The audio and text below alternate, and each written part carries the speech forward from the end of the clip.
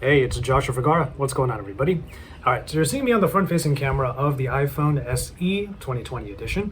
And yeah, in the last video where I unboxed this phone, you were seeing me on the rear camera at 4K 30.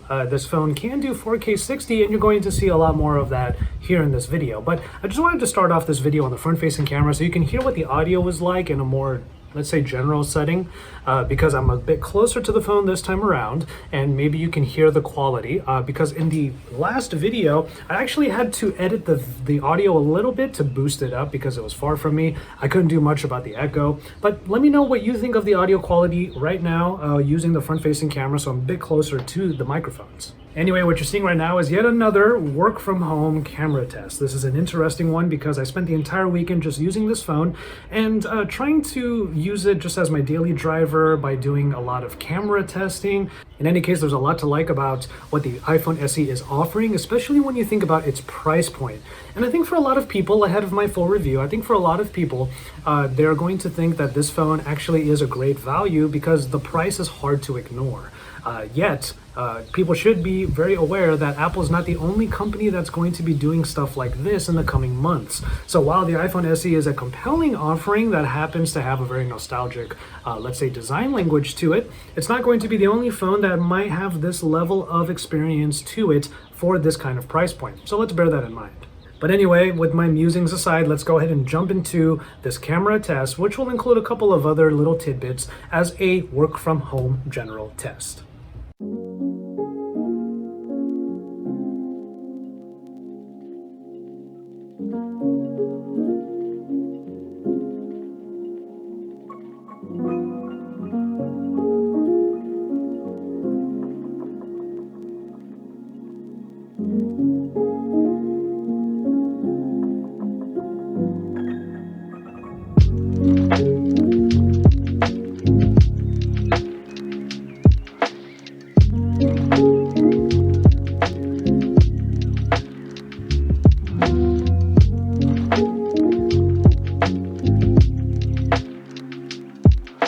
It is a crazy beautiful day in Southern California.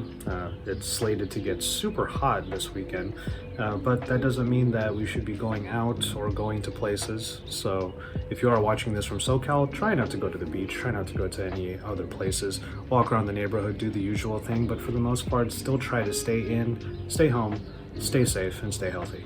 Trying to use the rear camera for now. I promise that I'll look a little bit more presentable later in the video. It's just early in the morning. I'm actually trying to read on my Kindle out here right now because the day is so nice and I have my coffee.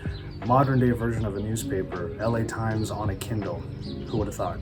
But you know what, this is also a good time for me to talk a little bit about what is missing in this camera. The fact that I'm going to the rear camera to see if I can get some good shots of, vlog style using the 4K on the rear, because there's no 4K on the front. But let's not forget the fact that there's only one sensor on the back also. Normally when I do this kind of thing where I reach out and I use the rear cameras for my vlog segments, it's because there's a wide angle on the back. There's one on the iPhone 11 Pro, there's one on plenty of other phones, but this is not one of those. This is a $399 iPhone SE.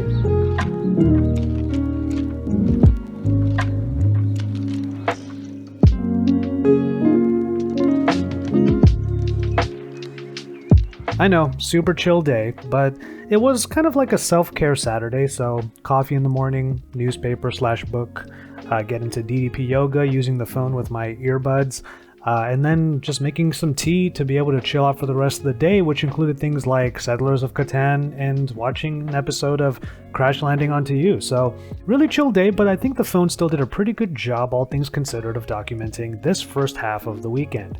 And from there I can show you the battery stats from this day as well. The battery drained pretty quickly, I'm not surprised by that, and I was also using the camera app quite a lot. Speaking of only having full HD, or rather 1080p on the front-facing camera, one thing I wanted to chime in on as far as the experience of using the camera app, you have to go into the settings, and if you want to be recording 4K by default at all times, you have to go into the settings, go to the camera portion, and make sure that it says 4K at whatever frame rate you want. I did not realize on that first day of recording that I was defaulting to HD at 30 for most of those videos. So that's partially the reason why I went ahead and rendered this video out at 1080p, because most of the footage, or rather half of the footage at the very least, was not in 4K.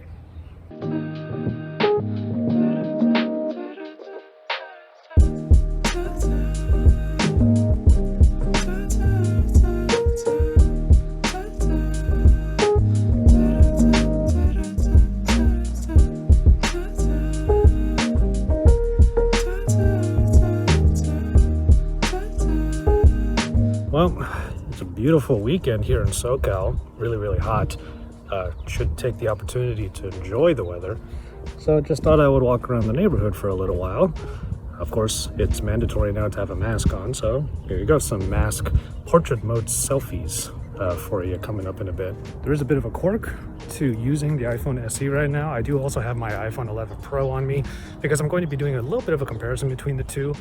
But yeah, especially in this particular era right now where probably everybody should be wearing masks and whatnot, even though face unlock is really convenient and nice to use, well, being able to just do the Touch ID on the iPhone SE turns out to be quite useful, because on my iPhone 11 Pro, it won't recognize me because of my face covering. I have to say, video is a pretty big plus on the iPhone SE. The quality coming out of it is pretty nice, and it's stabilized fairly well, so you are able to get some smooth shots even with the 4K resolution on the back.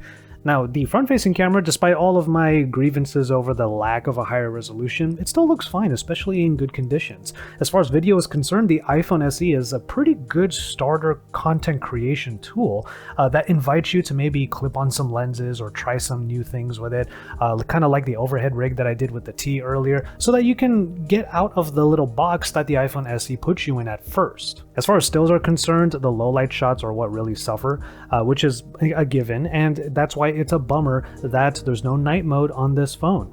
And by the way, for this particular day, since I was a little bit less on the heavy content creation side, I got a little bit better battery life out of this. Of course, the camera is still the majority of my battery usage, but here's the screenshot of that day's battery usage. Still got about a little bit more than 6 hours worth of screen on time. If I could be just a little bit comedic about this, the iPhone SE is so much a throwback phone that a lot of people who will use it will probably sound like old school iPhone users by, let's say, 5 p.m. Do you have a charger? Do you have a charger? Do you have a cable? Do you have a cord? But all jokes aside, those are things that you would probably expect from a phone that costs less than $400. And yes, this phone that I am using right now is the $399 edition. It is the red edition with 64 gigabytes of storage. And of course, you're going to pay more if you want more storage in there. Speaking of which, one final thing that I will mention is that I am already kind of filling up the storage capacity on here because I was recording mostly at 4K at 60. So that pretty much does it for the camera test. You saw a lot of pictures, quite a bit of video,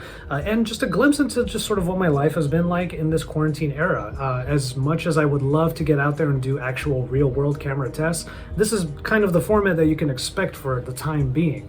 Let me know what you think in the comments down below. Let me know what you think of the picture quality, the camera quality. In any case, thank you so much for hanging out with me, kind of literally, because I just did what I usually do every day. For the last 40 days of this quarantine, this is what life has pretty much been like, and I'm just trying to find ways of using that to show you the camera quality of various phones like the iPhone SE, which you saw today.